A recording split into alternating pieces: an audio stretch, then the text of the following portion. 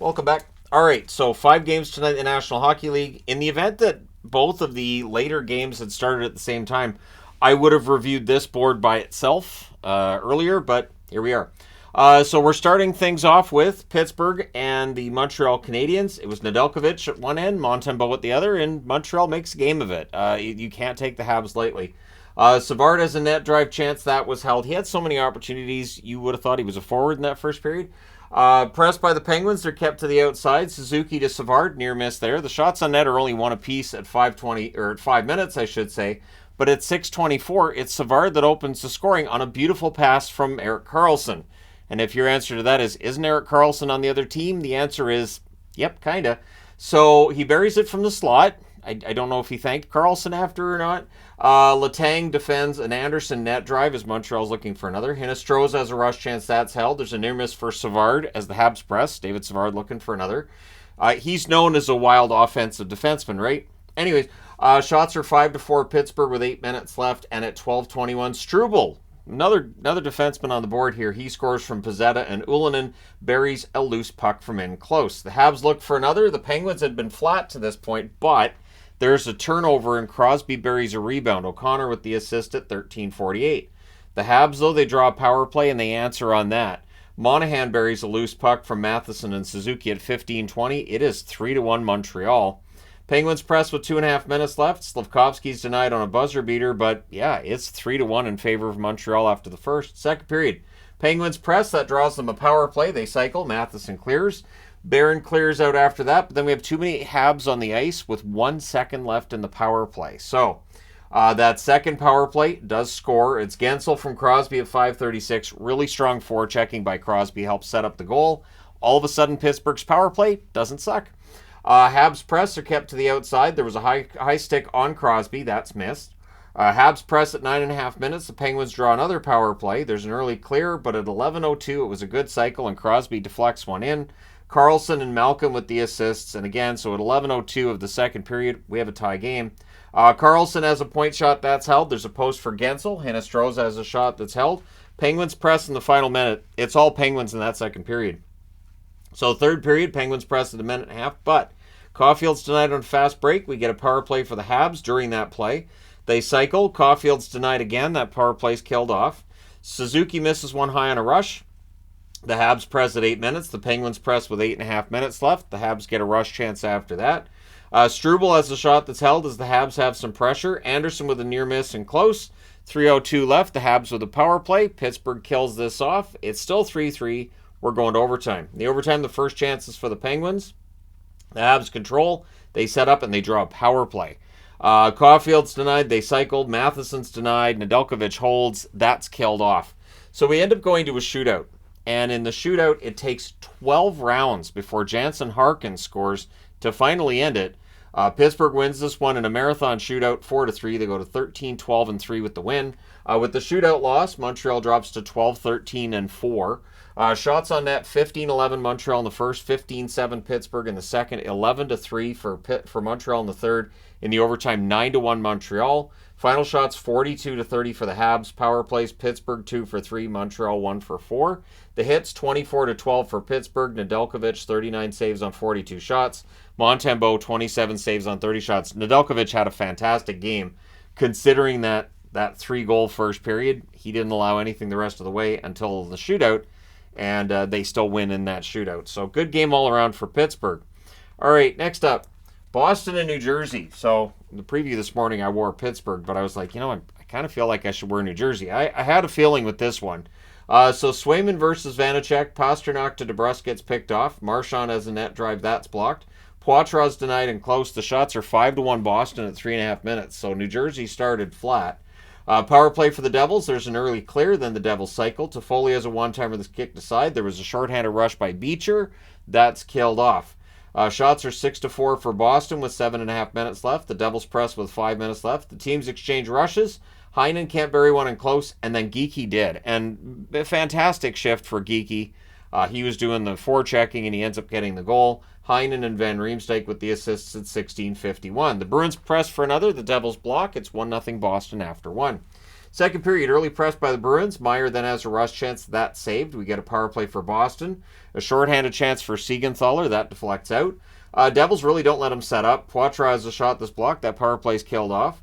There's an arm save on Meyer as the Devils press. The shots on net are only 2 apiece at 5.5 minutes. Devils press 6 minutes in. Bratt has a rush chance. That's held.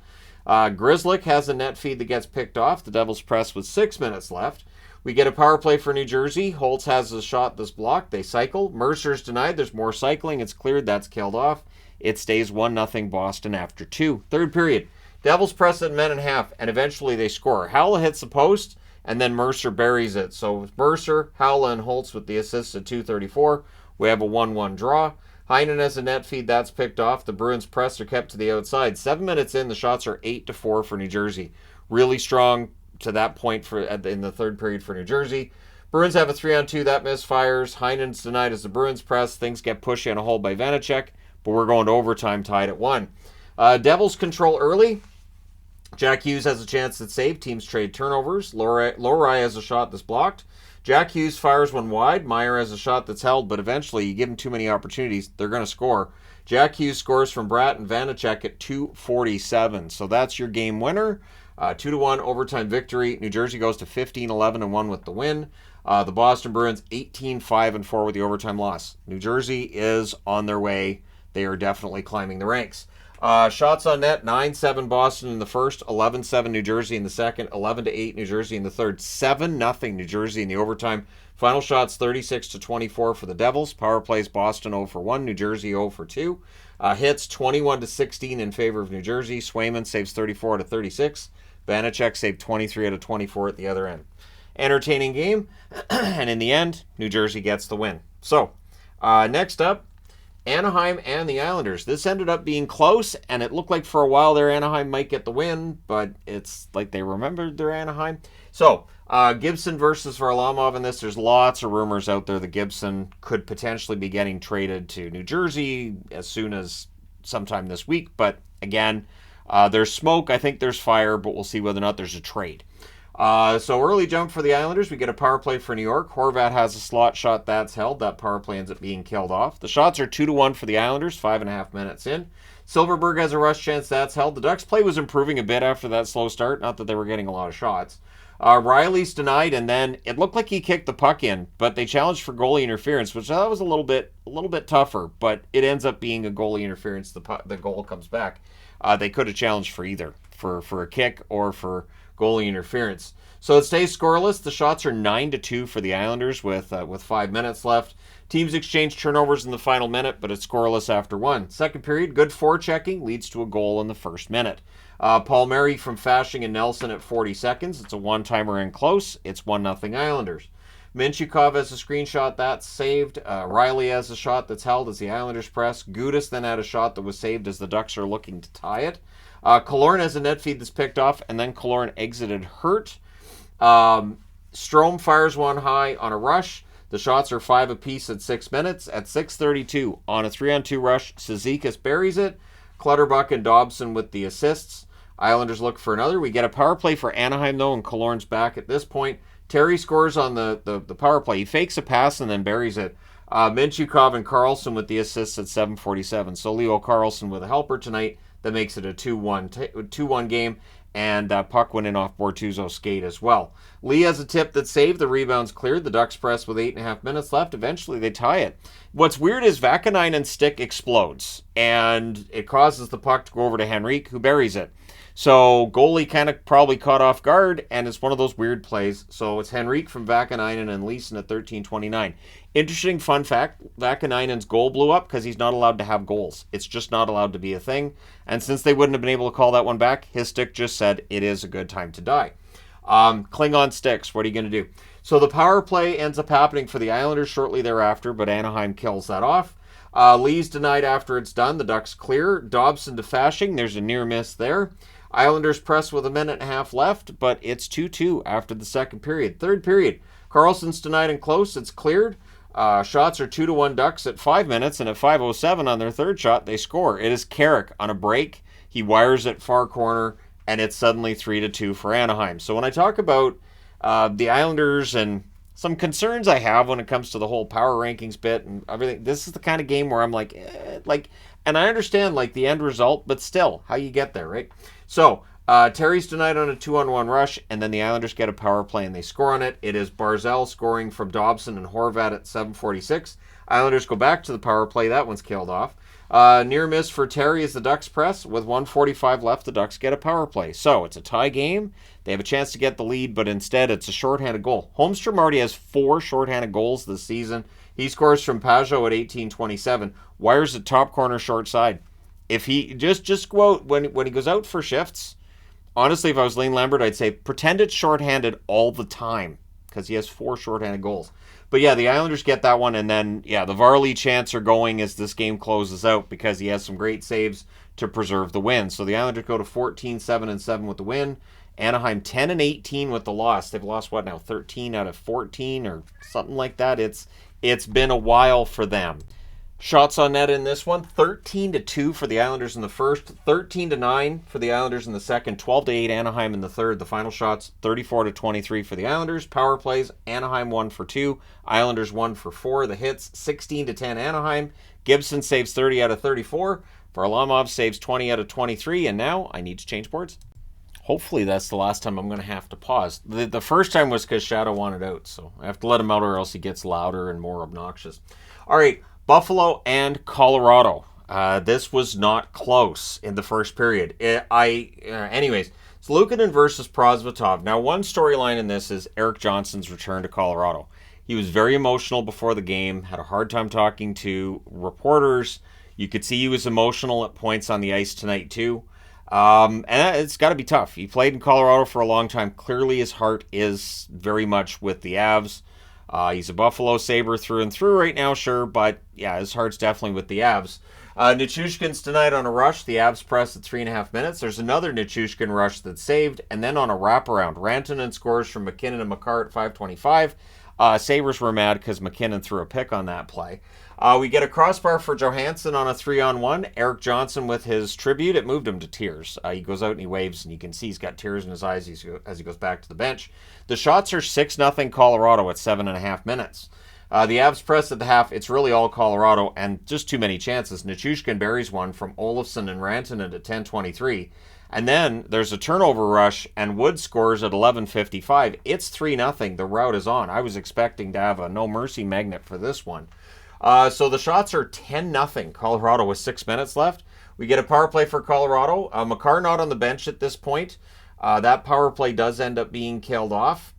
And then at 18:38, Benson scores from Dahlin to get them on the board. And it was only the second shot of the period, and it was the rebound to that first shot of the period by Dahlin. So, honestly, Buffalo very fortunate to be down by 2.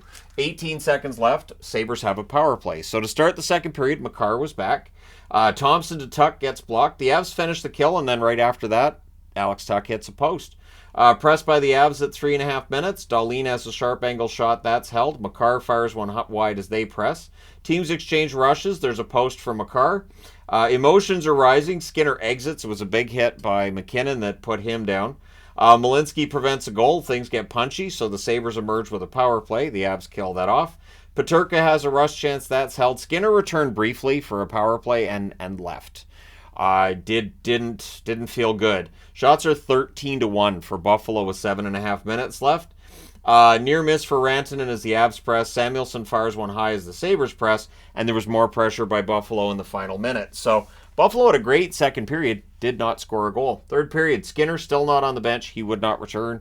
Early press by the Avs, and then they would score. Malinsky, a one-timer, his first NHL goal from Johnson and Drouin at 2:40. It was a nice pass by Jack Johnson to set that up. Thompson's then denied from the slot. Erik Johnson has a chance. That deflects out. The shots are 4-3 for the Avs at 7.5 minutes. Jack Johnson has a screenshot. That's held. We get a power play for the Avs, and they score on it at 13 minutes and 11 seconds. Nichushkin scores his 100th NHL goal from McKinnon and Rantanen. And for McKinnon, that is the 800th point of his career. So McKinnon, 800 points. Kudos to him for that. Sabres press with a minute and a half left. 800 points. I don't normally do a career video, so if anybody's going to ask, am I doing a career video on McKinnon? I'm not anticipating it, but at the same time, it's kind of fun to do a career video for somebody who's nowhere near retirement, because the story isn't done being told, and you can just kind of be open-ended with it. So we'll see.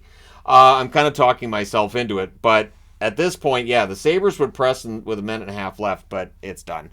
5-1 win for Colorado. They go to 18-9-2 with the win. Buffalo 12-15-3, and as I keep saying, they need to get it going. Shots on net, I can almost put that on a t-shirt now. Shots on net, 15-6 Colorado in the first, 15-5 Buffalo in the second, 10-9 Colorado in the third. Final shots, 30-30 in this one. Power plays, 0-2 for Buffalo, 1-2 for Colorado. Hits, 20-9 for Buffalo. Luukkonen saved 25 out of 30. Prosvetov, 29 saves on 30 shots. That's what happens when you play Prosvetov. He's been good this year. Give Georgiev some rest. He'll get better. And give Prosvetov starts. He's earned them. So, just saying. I think it's time for Prosvetov to get some more, just 50-50 it. And I think Georgiev's numbers will get better. All right, last game of the night, the shocker of the night. This absolute shocker. So the Winnipeg Jets, they lose against San Jose last night, and they had trouble scoring. Well, now you're going into LA against a team that is the stingiest team defensively in the league. Well, this script is weird. Hellebuck versus Talbot, good early back and forth. Pionk has a shot that's caught and held. There's only one shot for each team 5 minutes in. Moverari has a shot that's held. Kempe to Kopitar, near miss there. Ehlers has a rush chance that's saved. The Kings draw a power play and they score on it. It is Kopitar burying one in close, and the Jets were choked. They wanted a call during that. Fiala and Byfield with the assist at 9:36. So Byfield, that's his point streak still going then, right? I don't think it got broken. Jets look to respond, but at 12:29 on a rush, Laferriere scores from Dubois. So PL Dubois, former Jet, helps to make it 2-0 for the Kings. Kings press with 5.5 minutes left. With 15.5 seconds left, the Jets get a power play. This is where the ref is informed that if you had a meter, and that meter measured the amount of suck that a person has, that this referee would infuse so much suck into the meter, it could break the meter. So it is 2-0 for the Kings after the first. Second period, Ehlers has a floater, that's held. The Kings finish the kill. If that was the shot, that was the shot. They only had one shot during that power play. We then get a power play for the Kings. There's a shorthanded rush by Barron. Moore had a shot that was held. That's killed off. Trevor Moore had numerous dangerous opportunities in this one. Jets have a 3-on-2 that's defended, and then at 6:08, Ehlers gets them on the board from Velarde, buried on a rush. Scheifele has a shot that's blocked as the Jets press. Shots are 8-5 for LA with 8.5 minutes left. Morrissey fires one wide as the Jets press. And then at 13:19, Ehlers bar down on a fast break. Beautiful goal. His second of the period. Velarde and Scheifele with the assists. So former LA King Gabe Velarde on the board. Nick Ehlers with a couple of goals. Then there's a near miss for Perfetti as the Jets are looking for the lead. And sure enough, at exactly 15 minutes, they get it. It is Scheifele from Velarde and Ehlers. So this is a pretty good line. I'm going to go out on a limb and say this top line was pretty good for the Jets. Suddenly they have a lead. And it was just Talbot couldn't hold it. I think Talbot thought he had it. But anyways, there you go. 2:57 left. There's a Kings power play. There's a shorthanded rush by Appleton. Near miss during that. And then that's killed off. 8.1 seconds left. There's a Jets power play. So we go into the third period with that. There was a shorthanded rush by Dano. That saved. That power play is killed off. And then at 2.5 minutes, I can't do it justice. Velarde stops the pass and then wires a backhand into the net. It was filthy. DeMello with the assist, and that makes it 4-2 for the Jets. They were down 2-0 against the Kings after the first in LA. The Kings, the stingiest defense in the league, and the Jets, they broke through it. As disappointing as that game against the Sharks was for the Jets, this was more impressive. Like, between this game or the one against Colorado, it's tough to make a call on which one's more impressive. But this is why the Jets are so high on the power rankings, because they're beating really good teams, and they look good doing it. Velarde then had a 2-on-1 chance that saved as he's looking for another, because why not? We get a power play for the Kings. That's killed off. 3 shots on that. Pionk has a net drive that saved. Scheifele had a rush chance that's held. The Jets press with 6 minutes left. The goalie pull happens with 3 minutes and 20 seconds left. They need a goal. And then Moore has a wraparound that's blocked. 40.8 seconds left. The Kings call a timeout. They have the goalie pulled, which means the Jets hit the empty net. Scheifele scores into the empty net from Ehlers at 19:58, and the Jets win this one 5-2. They go to 17-9-2 with the victory. The LA Kings 16-6-4 with the loss. So for the Jets, they are 1 win behind the Colorado Avalanche, And outside of that, they have the same record. So shots on net, 11-6 LA in the first, 15-13 LA in the second, 10-6 Winnipeg in the third. That's part of what makes this so impressive. In the third period, where the LA Kings desperately needed goals, they shut them down. Final shots, 32-29 for the Kings. Power plays, Winnipeg 0 for 2, LA 1 for 4. Hits, 22-18 Winnipeg. Hellebuck, 30 saves on 32 shots. Isn't this, I think I heard it's the 17th or 18th game in a row where the Jets have allowed less than 3 goals, I think. Anyways, Talbot, 24 saves on 28 shots at the other end. The Jets continue to be one of the best stories. I even, I said to Yvonne, as this game was finishing up, wouldn't it be fun if the Jets and the Canucks somehow met in the playoffs? And knowing full well that likely would require them to be in the conference final. Hey, I can dream, right? That's also the series that would be called A Nightmare for ESPN and TNT. They wouldn't be really Vancouver and Winnipeg. How do we market this down here? But anyways, there you go. Let me know your thoughts regarding these games in the comment section below, as always. I didn't use the 5-game board because I figured I'm going to be taking a lot of notes. I don't want it to be squished, so I went with the 4-game board and just need 2 boards. So there you go. Let me know your thoughts. Don't forget to hit like and subscribe if you haven't done so already. Thank you guys so much for watching, for all your support. And just as a heads up, I appeared on that San Jose with the interview for the San Jose radio and all that. That's happening again on Friday. So keep your ears open and your eyes peeled and all that. Anyways, there you go. Thank you guys so much for all your support. I will talk to you again soon.